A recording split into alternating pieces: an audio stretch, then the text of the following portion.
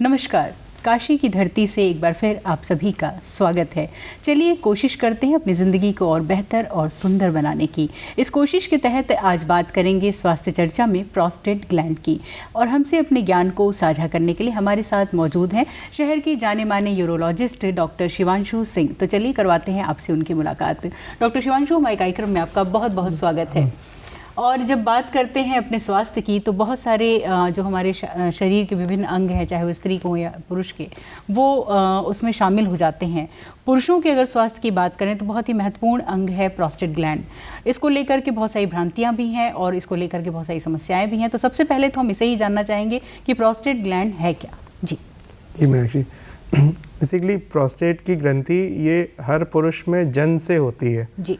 Prostate की ग्रंथि पेशाब के रास्ते और पेशाब की थैली के बीच के जंक्शन पे रहती है, जी। जो हर पुरुष में जन्म से है। एक 20 साल के व्यक्ति के अंदर भी प्रोस्टेट की ग्रंथि मौजूद है। जी। और ये ग्रंथि शरीर के लिए बहुत आवश्यक है। जी। क्योंकि वीर्य का 60% पानी इसी ग्रंथि से बनता है। जी।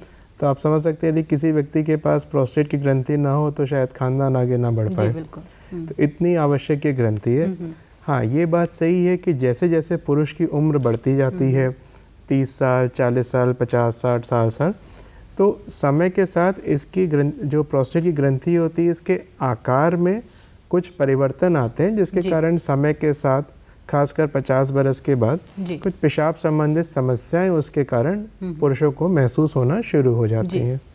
तो ये जो ग्लैंड है बहुत ही महत्वपूर्ण है, लेकिन समय के साथ आपने बताया कि कुछ समस्याएं भी आती रहती हैं। जी। तो महज समय के साथ या फिर कुछ हमारे लाइफस्टाइल में ऐसे गड़बड़ी होती है जिस पे हम ध्यान नहीं दे पाते हैं समय रहते, उससे भी ये दिक्कत आती है? असल में दर्शकों, हम लोग को दो चीज़ें समझनी होंगी। जब भी हम लोग अल्ट्रासाउंड कराते हैं तो उसमें प्रोस्टेट की ग्रंथि दिखती है, परंतु व्यक्ति परेशान है अपने पेशाब के लक्षणों से। कि किसी को पेशाब खुल के नहीं हो रही, किसी को पेशाब में जलन हो रही है, कोई को बार बार पेशाब लग रहा है, और फिर अल्ट्रासाउंड कराए तो उम्र के साथ प्रोस्टेट की ग्रंथि भी अल्ट्रासाउंड में दिख गई। तो दोनों के बीच में 1 to 1 का रिलेशन नहीं होता। माने पुरुष की हर पेशाब संबंधित समस्या का कारण प्रोस्टेट ग्रंथि है या प्रोस्टेट ग्रंथि ही सारी समस्याएं कर रहा है, ऐसा जरूरी नहीं है। बहुत सारी ऐसी पुरुष की अपनी लाइफस्टाइल आदतें और कुछ अन्य पेशाब की समस्या, जैसे पेशाब में संक्रमण हो जाना, पेशाब की नली में सकरापन आ जाना, पेशाब की थैली में ओवर एक्टिविटी हो जाना, इस कारण से भी पुरुषों को पेशाब संबंधित समस्याएं हो सकती हैं। एक सीधा सा मैं एग्जांपल देता हूँ। यदि पेशेंट आते हैं, कहते हैं कि डॉक्टर साहब प्रोस्टेट हो गया है, हमको पेशाब बहुत ज़्यादा हो रहा है, मालूम पड़ता है जब उनका हिस्ट्री लीजिए तो मालूम पड़ा कि रोज़ को 8 से 10 लीटर पानी पीने की आदत है। तो यदि 10 लीटर पानी पिएंगे तो पानी भी तो पेशाब बन के ही निकलेगा, तो 20 बार पेशाब जाना ही पड़ेगा। इसलिए लाइफस्टाइल, जो लोग अल्कोहल लेते हैं, सिगरेट लेते हैं, चाय कॉफ़ी लेते हैं, तो उनमें ऐसा यूरिन फॉर्मेशन ज़्यादा होने के कारण उन्हें यूरिन संबंधित समस्याएं बनी रहती हैं। इसलिए लाइफस्टाइल को ठीक रखना बहुत ज़रूरी है। बिल्कुल। तो ये तो एक लक्षण है जो हमारी यूरिन से रिलेटेड प्रॉब्लम्स होती हैं उनकी, लेकिन प्रोस्टेट ग्लैंड की अगर हम बात करें तो वो कौन से लक्षण हो सकते हैं जो इशारा करते हैं कि आपके प्रोस्टेट ग्लैंड में कोई समस्या है?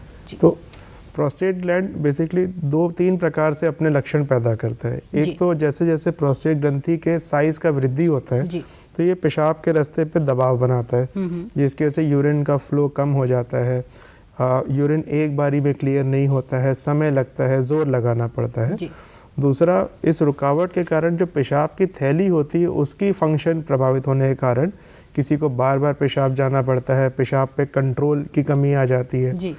प्रोस्टेट ग्रंथि के कारण पेशाब में संक्रमण होने से पेशाब में जलन, तकलीफ और कभी कभी इवन पेशाब में खून की भी समस्या उत्पन्न होने लगती है। तो कोई भी इस तरह के पेशाब के लक्षण यदि पुरुषों में है, खासकर यदि उन पुरुष की उम्र 50 के ऊपर है, तो ऐसे में ये लक्षण प्रोस्टेट ग्रंथि के कारण होने का चांसेस रहता है। जी, तो ये वो लक्षण हैं जिन्हें हमें समझने की ज़रूरत है। अगर ऐसे लक्षण होते हैं तो इमीडिएट डॉक्टर से संपर्क करना चाहिए। आप लोग कैसे कंफर्म करते हैं कि प्रोस्टेट ग्लैंड में प्रॉब्लम है? जी, तो जैसा हमने मीनाक्षी बताया कि प्रोस्टेट ग्लैंड तो उम्र के साथ भी बढ़ता है, बट कुछ अन्य बीमारियां भी होती हैं जो प्रोस्टेट ग्रंथि को प्रभावित करती हैं, जैसे कि प्रोस्टेट में कैंसर का रोग, प्रोस्टेट में संक्रमण, मवाद पड़ जाना, जिसको हम लोग प्रोस्टेट एब्सेस कहते हैं। तो जब भी कोई व्यक्ति अपने पेशाब संबंधी लक्षण लेकर आता है तो कुछ बेसिक जांच जैसे कि अल्ट्रासोनोग्राफी, पेशाब के धार की जांच जिसको हम लोग यूरोफ्लोमेट्री कहते हैं, लैट्रिन के रास्ते उंगली की मदद से पेशाब के प्रोस्टेट की ग्रंथि की सतह को हम लोग छू के महसूस करके देखते हैं कहीं उसमें कोई हार्ड गांठें तो नहीं पड़ गई हैं। और इसके अलावा ये सारी जांचें करके हम लोग इस नतीजे पे पहुंचते हैं कि व्यक्ति को ये उम्र के साथ बढ़े हुए प्रोस्टेट ग्रंथि के कारण समस्या है जी। या प्रोस्टेट में कोई कैंसर का रोग है या प्रोस्टेट में संक्रमण के कारण व्यक्ति को परेशानी हो रही है। तो ये कुछ बेसिक जांचें हैं, अल्ट्रासाउंड, पेशाब के धार की जाँच, पेशाब की जाँच, खून की जाँच, जिससे काफ़ी हद तक जानकारियाँ हमें प्राप्त हो जाती हैं। जी बिल्कुल। तो ये वो तरीके हैं जिससे कि हम निदान कर पाते हैं कि प्रॉब्लम है कि नहीं है जो है। अब बात आती है इलाज की। अगर प्रॉब्लम है तो किस किस स्टेज में कौन कौन से इलाज आप लोग रेकमेंड करते हैं? तो जी। प्रोस्टेट ग्रंथि के बेसिकली 3 प्रकार की समस्या जैसे मैंने बताया। एक तो हो गया उम्र के साथ बढ़ा हुआ ग्लैंड, जी। दूसरा हो गया प्रोस्टेट में कैंसर का रोग, जी। और तीसरा हो गया प्रोस्टेट में संक्रमण हो गया, इसको हम लोग प्रोस्टेटाइटिस या प्रोस्टेट एब्सेस कहते हैं। जी। यही 3 सबसे कॉमन चीज़ें, होने को और भी चीज़ें बट उसके बारे में हम लोग अभी डिस्कस नहीं करें तो बेहतर रहेगा। इन 3 कॉमन चीज़ों के बारे में बताना चाहूँगा। जैसे उम्र के साथ जो प्रोस्टेट बढ़ा, तो ये तो उम्र के साथ का एक प्रोसेस है। जैसे बाल सफ़ेद हो रहे हैं, स्किन पे झुर्रियाँ आ रही है, वैसे ही प्रोस्टेट ग्रंथि में वृद्धि आ रही है।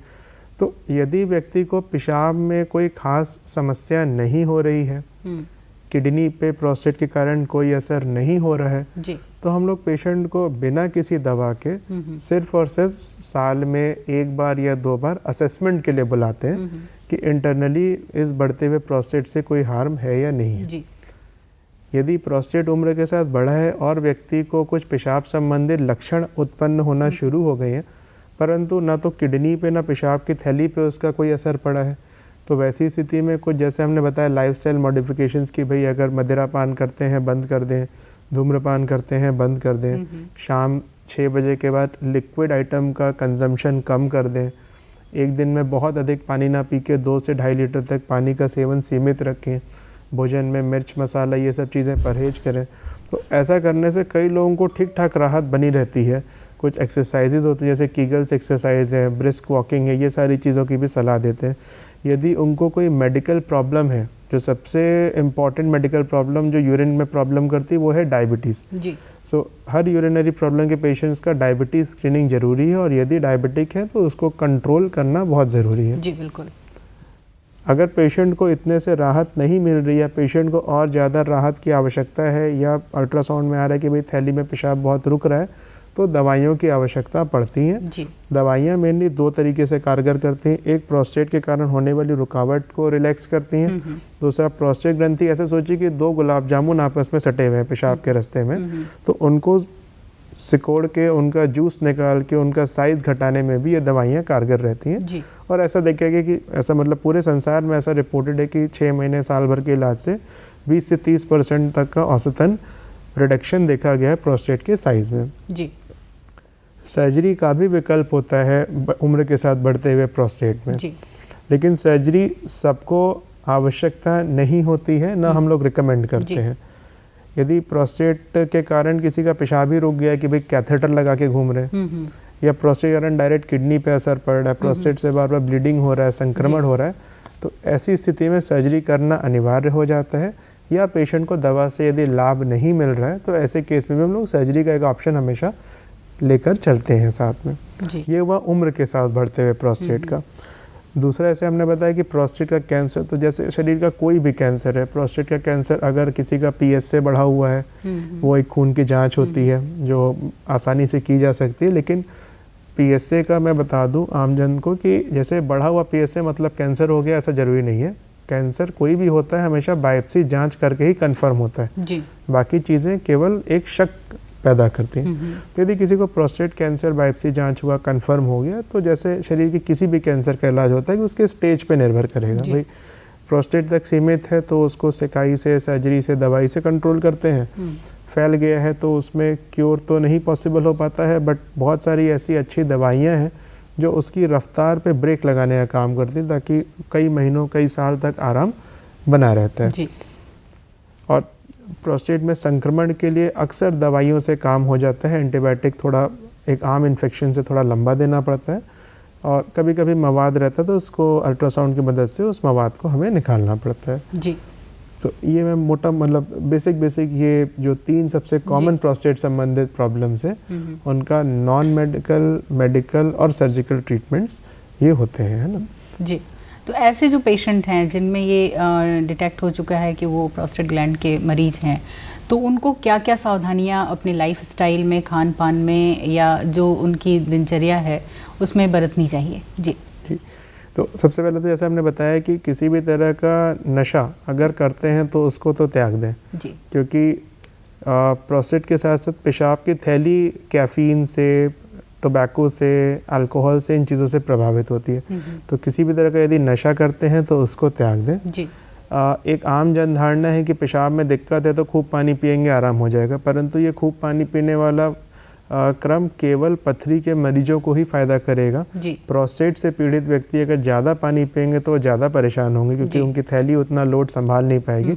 उनको ये कि 2 से 2.5 लीटर तक का पानी रखें। रात में बहुत अधिक पानी का सेवन अवॉइड किया करेंगे। व्यायाम करें, सूर्य नमस्कार करें, योगा प्राणायाम, हर प्रकार की कसरत एक्सरसाइज ज़रूर करें। और यदि कोई भी अन्य मेडिकल समस्या है तो उसका अच्छे से रोकथाम बनाए रखें, जैसे खासकर हमने कैसे बताया कि डायबिटीज़। जी बिल्कुल। और किस उम्र के बाद हर पुरुष को अपना रेगुलर चेकअप कराते रहना चाहिए जब ये संभावना बढ़ जाती है? तो जैसा हमने बताया कि बढ़ती उम्र के साथ का बढ़ता प्रोस्टेट यूजुअली 40 साल 50 साल के बाद प्रभावित करते हैं। अभी तक कोई ऐसी रूटीन गाइडलाइन नहीं है कि हम लोग को कब अपना अल्ट्रासाउंड कराना चाहिए। ये कहते हैं हाँ, PSA की जांच 60 साल के बाद साल या 2 साल में एक बार PSA की जांच करा लेना चाहिए जी। ताकि टाइमली प्रोस्टेट कैंसर यदि है तो डिटेक्ट हो सके। किसी के परिवार में यदि ऑलरेडी प्रोस्टेट कैंसर की बात रही है तो उन्हें 50 से 55 साल पे ही अपना PSA का जांच कराना चाहिए जी। और कभी भी यदि पेशाब में किसी प्रकार के लक्षण अगर होते हैं तो अल्ट्रासोनोग्राफी इतनी अच्छी, इतनी आसान से अवेलेबल एक सस्ती सी जांच है कि उसको तो ज़रूर करा लें और एक बारी किसी स्पेशलिस्ट को, यूरोसर्जन को, यूरोलॉजिस्ट को दिखा करके एक बारी परामर्श दोनों लोग साथ में बैठकर आपस में एक दूसरे से डिस्कस करके समझ लें कि आगे क्या इलाज की आवश्यकता है, नहीं है, कितने दिन इलाज चलेगा। जी बिल्कुल। और ऐसे व्यक्ति जिनमें ये समस्या है तो क्या उनके जो व्यक्तिगत जीवन है पति पत्नी के, उसमें भी किसी सावधानी की ज़रूरत है या उस पर कोई असर? जैसा हमने बताया कि प्रोस्टेट तो उम्र के साथ बढ़ता है जी। तो प्रोस्टेट का जो मेन काम है कि वीर्य बनता है उसमें, है ना। प्रोस्टेट की जो दवाइयाँ होती हैं उससे शादीशुदा जीवन इस तरह से प्रभावित हो सकता है कि एक तो वीर्य की मात्रा घट जाती है जी। बट जैसा हमने बताया कि वीर्य की आवश्यकता तो शुरुआती शादीशुदा जीवन में है जी। और ये समस्या अक्सर 50 के बाद की है। तो पेशेंट्स यूजुअली उस चीज़ को उतना माइंड नहीं करते हैं क्योंकि उस समय तक सीमेन की उतनी आवश्यकता नहीं रहती है। तो शादीशुदा जीवन में सेक्सुअल लाइफ वगैरह ओवरऑल ठीक रहता है, थोड़ा बहुत सीमेन के पैरामीटर डिस्टर्ब होते हैं। हाँ, कुछ जैसे अगर किसी को मेजर इश्यूज़ हैं, जैसे कि किसी को मेजर प्रोस्टेट का सर्जरी हुआ है तो इंद्रियों की नसें भी क्योंकि वहाँ से पास में होती हैं, तो किसी व्यक्ति को जैसे प्रोस्टेट का यदि मेजर ऑपरेशन हुआ है कुछ, तो उसके बाद थोड़ा बहुत लिंग में तनाव की दिक्कत महसूस हो सकती है, पर उसके भी इलाज के विकल्प आज की तारीख में पूरे देश में उपलब्ध हैं। जी, बहुत बहुत धन्यवाद आपको देना चाहेंगे। आपने बड़े ही सीमित समय में बहुत ही विस्तृत जानकारी दी इस समस्या के बारे में और उम्मीद करते हैं कि जो हमारे दर्शक हमें देख रहे हैं वो अपने जीवन और ज़िंदगी को लेकर के बहुत ही गंभीर होंगे। तो अपनी जो सुरक्षा है वो अपने हाथ में है। जानकारी लेते रहिए इसी प्रकार से। फिर होगी आपसे मुलाकात, तब तक के लिए दीजिए इजाज़त। नमस्कार।